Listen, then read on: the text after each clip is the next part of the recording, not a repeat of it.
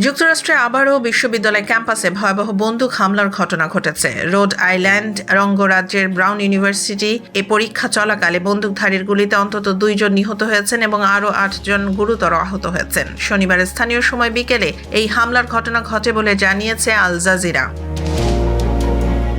Road আইল্যান্ডের mayor Brett Smiley জানান, বিকেল 4:05 দিকে জরুরি নম্বর 911-এ ফোন আসার পর বিশ্ববিদ্যালয় কর্তৃপক্ষ হামলার বিষয়ে জানতে পারে। তার ভাষ্য অনুযায়ী সন্দেহভাজন হামলাকারী কালো পোশাক পরা ছিল এবং পায়ে হেঁটে ঘটনাস্থল ত্যাগ করেন। এখনো পর্যন্ত হামলাকারীকে আটক করা সম্ভব হয়নি এবং ঘটনাস্থল থেকেও কোনো অস্ত্র উদ্ধার করা যায়নি। হামলার পর বিকেল 4:22 বিশ্ববিদ্যালয় কর্তৃপক্ষ জরুরি সতর্কতা জারি করে। বারুস ও হোলে ইঞ্জিনিয়ারিং এবং ফিজিক্স ভবনের আশেপাশে সক্রিয় বন্দুকধারীর আশঙ্কা জানিয়ে শিক্ষার্থীদের দরজা বন্ধ করে।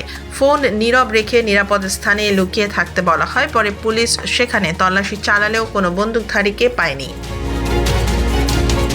ঘটনার পরপরই অনলাইনে হামলাকারী আটক হওয়ার খবর ছড়ালেও পুলিশ তা নিশ্চিত করেনি। এমনকি যুক্তরাষ্ট্রের সাবেক প্রেসিডেন্ট ডোনাল্ড ট্রাম্প প্রথমে আটক হওয়ার দাবি করলেও পরে সেই বক্তব্য থেকে সরে আসেন। পুরো ঘটনাটি এখনও তদন্তাধীন রয়েছে।